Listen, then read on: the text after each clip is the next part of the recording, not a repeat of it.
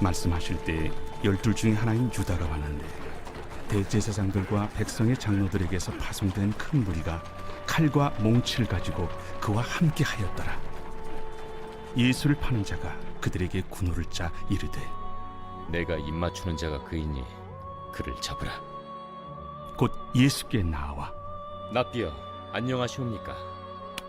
하고 입을 맞추니 친구야, 내가 무엇을 하려고 왔는지 행하라. 이에 그들이 나와 예수께 손을 대어 잡는지라.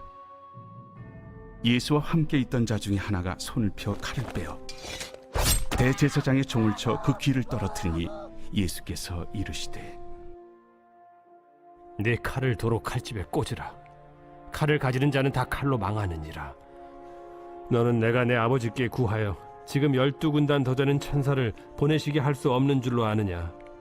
내가 만일 그렇게 하면 이런 일이 있으리라 한 성경이 어떻게 이루어지겠느냐? 그때 예수께서 무리에게 말씀하시되 너희가 강도를 잡는 것 같이 칼과 몽치를 가지고 나를 잡으러 나왔느냐? 내가 날마다 성전에 앉아 가르쳤으되 너희가 나를 잡지 아니하였도다. 그러나 이렇게 된 것은 다 선지자들의 글을 이루려 함이니라. 이에 제자들이 다 예수를 버리고 도망하니라.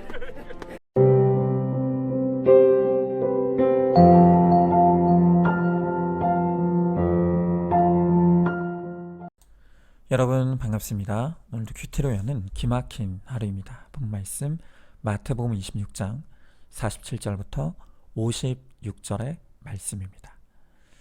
자, 오늘 성경은 예수님을 십자가에 못 박기 위해 모여든 사람들을 보여주고 있습니다. 자, 누가 과연 예수님을 십자가에 못 박는 자입니까? 자, 먼저 첫 번째로 폭력을 행하는 자가 예수님을 십자가에 못 박는 자입니다. 자, 오늘 본문 47절에 말씀하실 때에 12 중에 하나인 유다가 왔는데 대제사장들과 백성의 장로들에게서 파송된 큰 무리가 칼과 몽치를 가지고 그와 함께 하였더라 그랬습니다. 자, 이 말씀을 보면 당시에 성경을 가르치는 일을 하던 대제사장과 백성의 장로들이 예수님을 잡겠다고 칼과 몽치를 든 큰 무리를 보냈다고 합니다. 정말 기가 막힌 일이죠. 이들이 누구입니까? 이들은 성경을 연구하는 종교 지도자입니다. 그들이 오랫동안 성경을 연구하고 가르쳤지만 바로 그 구약에 예언된 메시아를 죽이겠다고 칼과 몽치를 사용하는 것입니다. 참 이상하죠. 왜 이들은 성경을 아는데도 성경에 예언된 메시아를 알아보지 못하는 것입니까? 간단합니다. 아무리 성경을 읽고 연구해도 그들은 그것을 남을 가르치는 데만 사용했지 나에게 말씀하시는 하나님의 음성으로 듣지 않았기 때문입니다. 그 결과로 성경이 그들을 변화시키지 못하는 것입니다. 그리고 오히려 이 성경을 칼과 몽치로 휘둘러서 다른 사람을 정죄하고 비난하고 지적질하는 도구로 사용하는 것입니다. 여러분, 이러한 대제사장들과 장로들의 모습은 우리들에게 중요한 사실을 가르쳐 줍니다. 그것은 우리가 가지고 있는 이 성경 지식이 예수님과 다른 사람을 잡아 죽이는 무서운 무기가 될 수가 있다는 것입니다. 여러분, 성경은요 곳곳에서 이 하나님의 말씀을 예리한 칼로 비유를 합니다. 히브리서 4장 12절에서도 하나님의 말씀은 어떤 검보다도 예리한 좌우에 날이 선 검이다 라고 표현하죠. 여러분, 이 칼이라는 건 잘 사용하면 사람을 살리는 의료기구도 될 수 있고 맛있는 음식을 만드는 조리도구가 될 수도 있습니다.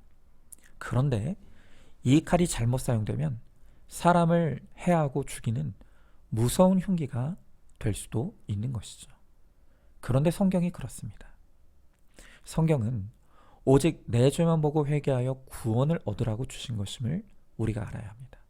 그런데 이 성경을 통해 내 죄가 아닌 다른 사람을 정죄하고 판단하고 지적하는 도구로 사용하면 그 성경 지식이 칼과 몽치가 되어서 사람을 죽음과 멸망에 이르게 할 수 있다는 것을 우리가 알아야 합니다. 한 번은 저의 고난 간증이 우리들 교회에 발간되는 잡지에 실린 적이 있습니다. 그 간증 내용을 우리 이 노회의 한 목사님이 보시고 전화를 하셨습니다. 그런데 이분이 저에게 하시는 말씀이, 아니 고난이 왔으면 기도 안 하고 예수 똑바로 안 믿어서 그런 것이지 무슨 고난이 축복이냐고, 성경을 이상하게 해석한다고 하시면서 장로교 목사면 배운 대로 목회 똑바로 하라고 화를 내시고 비판을 해왔습니다. 그래서 제가 왜 구속사가 성경적이 아니냐고, 혹시 설교를 한 편이라도 들어보셨냐고 했더니 들을 필요도 없다고 하셨습니다. 이 목사님도 나름대로 자신의 목회를 열심히 하시는 분입니다. 그러나 그분의 그 열심이 칼과 몽치가 되어서 저를 아프게 공격했습니다. 오히려 평신도 성도님들은 성경을 있는 대로 받아들이고 은혜 받는 순수함이 있습니다. 그런데 도리어 대제사장과 장로들이 성경에는 박식한데 그것을 예수님을 잡아 죽이는 칼과 몽치로 사용하는 것입니다. 제가 이 구속사 복음을 전했던 이후로 이런 일들이 사실 종종 일어나고 있습니다. 그런데요, 이런 경험과 연결되어서 요즘 제 마음이 약간 눌리는 것이 있습니다. 그게 뭐냐면요, 제가 속한 교단은 매년 봄과 가을이 되면 각지에 흩어져서 목회하던 목사님들이 모이는 이 정기 노회라는 것을 개최를 합니다. 그런데 특별히 봄 노회가 되면요, 성찬식을 거행하거든요. 그런데 이번에는 순서에 따라서 제가 목사님들 앞에서 이 설교와 성찬식 인도를 맡게 되었습니다. 제가 속한 노회에는 한 200교회가 넘는 그런 교회가 있고 또 목회자들이 있습니다. 그런데 저는 그 많은 목회자들 가운데서도 여전히 막내에 속하는 그런 목사입니다. 그런 제가 선배 목사님들 앞에서 구속사 설교를 해야 된다고 생각하니까 사실 마음의 부담이 큽니다. 솔직히 말하면 제가 설교를 했을 때 목회자들로부터 공격당하고 욕먹는 것이 부담이 됩니다. 그래서 성찬식 인도가 확정된 이후로 어떻게 하면 욕먹지 않고 설교할 수 있을까를 끊임없이 고민했습니다. 저는 이렇게 여전히 참 무서운 것이 많은 연약한 사람입니다. 그런데 그렇게 고민하다 내린 결론은 욕을 먹을지 안 먹을지도 모를 일이고, 설령 욕먹는다고 해도 구속사를 전하다가 먹는 욕이라고 한다면 달게 먹어야 될 욕이다 라는 결론을 내리게 됐습니다. 그래서 제가 성찬식 설교를 준비하면서 두 가지 목표를 세웠습니다. 그것은 교만하지 아니하면서 구속사가 녹아있는 설교를 하는 것. 이게 이번 노회 성찬식 설교 때 제가 세운 목표입니다. 교만하지 아니하고 구속사가 녹아있는 설교를 하는 것. 혹시 제 마음에 먼저 구속사가 들렸다는 이유로 감히 귀한 목사님들을 가르치려 들거나 교만한 마음으로 이 말씀을 칼과 몽치로 휘두르지 않기를 바랍니다. 오직 겸손함과 온유함으로 이 구속사의 복음을 잘 전할 수 있기를 원합니다. 그래서 그곳에서 한 사람에게 말씀이 들리고 또 이 구속사의 사역으로 함께 동참할 수 있는 그 한 분이 있게 되는 은혜가 일어나길 바라고 있습니다. 여러분들도 생각나실 때 이것을 위해서 꼭 기도해 주시기 바랍니다. 자, 한번 질문해 봅니다. 나는 말씀이 나를 향하고 있습니까? 남을 향하고 있습니까? 설교를 내가 들어야 될 말씀으로 받으십니까? 내 남편과 자녀와 지체가 받아야 될 말씀으로 듣습니까? 말씀으로 내 집안 보고 회개하여 나를 살리는 말씀이 되기를 소망하시기 바랍니다. 자, 두 번째로 혈기 내는 사람이 예수님을 십자가에 못 박는 사람입니다. 자, 오늘 본문 51절의 말씀을 보니까 예수와 함께 있던 자 중에 하나가 손을 펴 칼을 빼어 대제사장의 종을 쳐 그 귀를 떨어뜨리니 그랬습니다. 자, 오늘 이 말씀에 보면 예수와 함께 있던 자 중에 하나가 칼을 빼어 대제사장의 종의 귀를 쳐서 떨어뜨렸다 라고 하면서 그의 정체를 정확하게 드러내고 있지 않습니다. 그러나 같은 장면을 기록한 다른 복음서에는 바로 이 사람이 베드로라고 정확하게 기록하고 있습니다. 여러분, 이 베드로는 늘 자신의 열심이 하나님보다 앞섰던 인물입니다.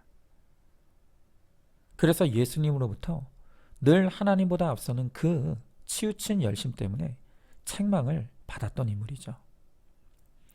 마가복음 8장 33절에 보면 예수님이 이렇게 혈기 많은 베드로를 향해서 이렇게 꾸짖고 책망하십니다.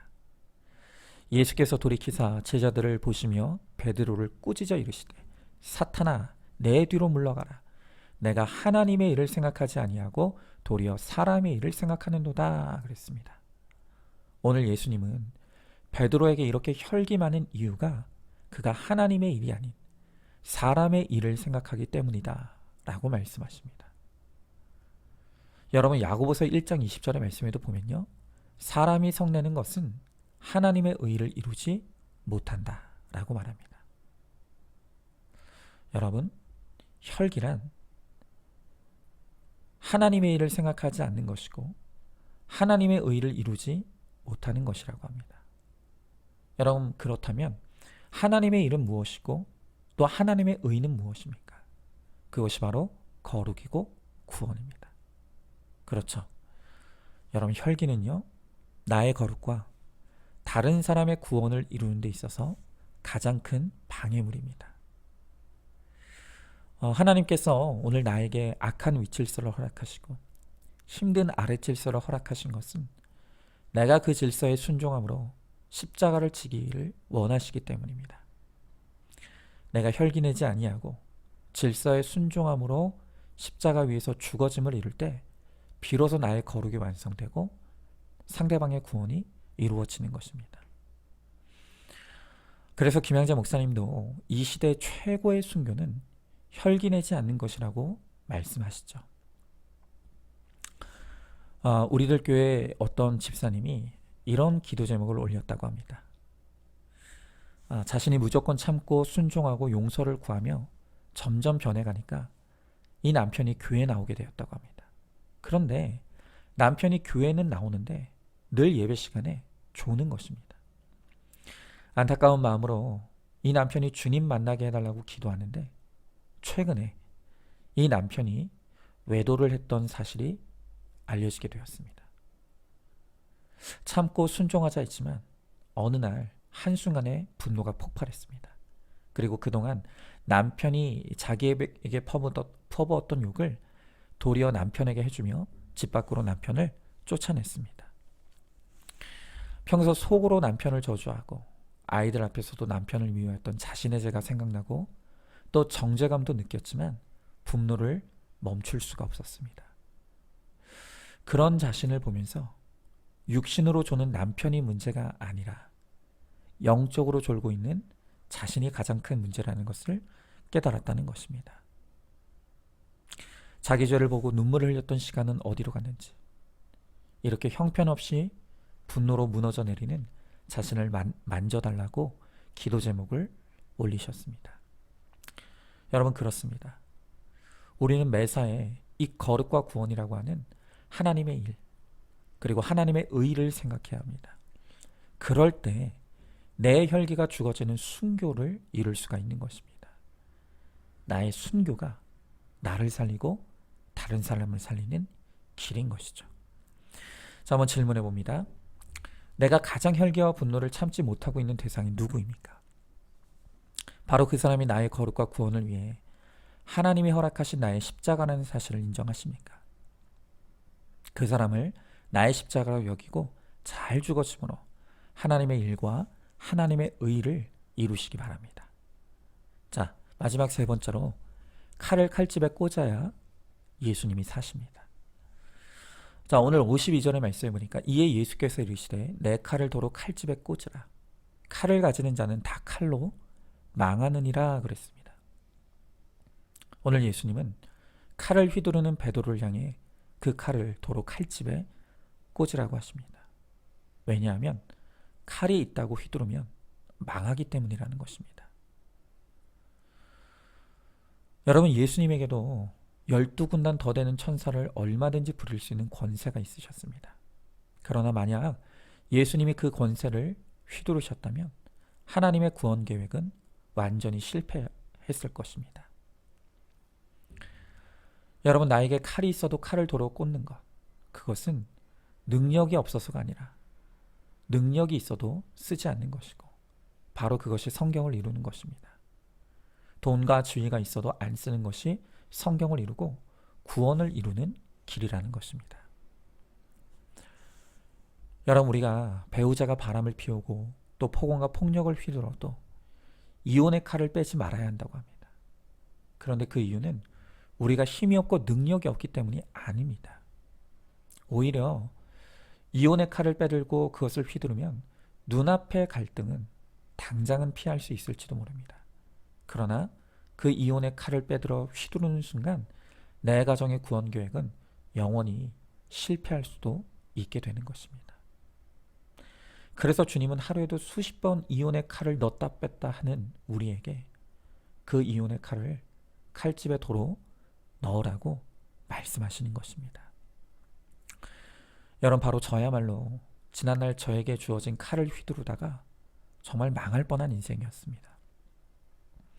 과거에 하나님께서 우리 교회에 분쟁의 사건을 허락하셨을 때 저에게는 이 말씀이 없었기 때문에 이 고날 나의 회개와 거룩을 이루기 위해 하나님이 허락하신 사건이라는 것을 알지 못했습니다. 그래서 저를 반대하고 미워하는 성도들을 마음으로 정죄했습니다. 그리고 저의 반대편에 서 있던 우리 정채균 집사님의 허물이 드러났을 때 저는 7위의 칼을 높이 빼어들어서 마음껏 휘둘렀습니다. 그때 당시에는 그것이 저도 살고 교회도 사는 길이라고 착각했습니다. 그러나 하나님께서 저에게 주신 이 권위의 칼을 휘두르면 휘두를수록 오히려 교회는 더 깊은 수렁과 갈등에 빠져드는 것을 보았습니다. 바로 그때 주님은 구속사의 말씀으로 저에게 찾아와 주셔서 내 칼을 도로 칼집에 꽂아놔야 한다고 말씀해 주셨습니다. 그리고 이제는 말씀으로 내 죄만 보고 회개만 하라고 명령하신 것이죠. 너무나 감사하게도 주님의 그 말씀에 순종하여 저의 칼을 칼집에 꽂고 회개만 이루었더니 하나님께서 망하게 되었던 저와 우리 교회를 살려주셨습니다. 그리고 8년 만에 우리 정채균 집사님의 장로직까지 모든 성도들의 환영과 박수로 회복해 하시는 기적 같은 은혜를 베풀어 주셨습니다. 주님은 지난날의 사건들을 통해 진정한 능력은 칼이 있어도 그 칼을 도로 칼집에 넣는 것, 바로 그것이 진정한 능력이라고 말씀하시고, 바로 그럴 때 성경이 응하고 구원이 이루어진다는 것을 깨닫게 하셨습니다. 우리 모두가 이제는 나의 나된 모든 것은 가려지고 감춰지길 원합니다. 그리고 오직 주님의 권능과 능력만이 나를 통해 드러나는 인생이 되길 원합니다. 그래서 나를 통해 주님이 사시고 주님이 역사하셔서 우리를 통해 거룩과 구원에 주님의 일과 주님의 의가 나타나는 우리 모두가 될 수 있기를 주님의 이름으로 축원합니다. 자, 한번 질문해 봅니다. 여전히 복수의 칼, 원망의 칼, 미움의 칼, 또 옳고 그름의 칼을 휘두르며 예수님을 죽이는 일을 하고 있지는 않습니까? 나의 칼을 칼집에 돌어놓고 구원과 거룩을 생각하므로 나를 통해 놀라운 주의 역사가 이루어지는 것을 체험하시기를 바랍니다. 자, 오늘도 4월 1일 보석상자입니다. 간증은 내가 죽고 회개하여 구원의 주체이신 하나님을 찬양하는 십자가의 노래입니다. 아멘. 우리 함께 기도하겠습니다. 주님, 오늘 주님은 말씀을 통해서 예수님 당시에 예수님을 십자가에 못 박기 위해 모여들었던 사람들이 있었던 것처럼 오늘날에도 예수님을 십자가에 못 박고 죽이려는 자들이 있다고 말씀하십니다. 그들은 끊임없이 칼과 몽치를 사용하여 폭력을 저지르는 자들이고 또한 혈기로 하나님의 일과 하나님의 의를 막아서는 자들이라고 말씀하십니다.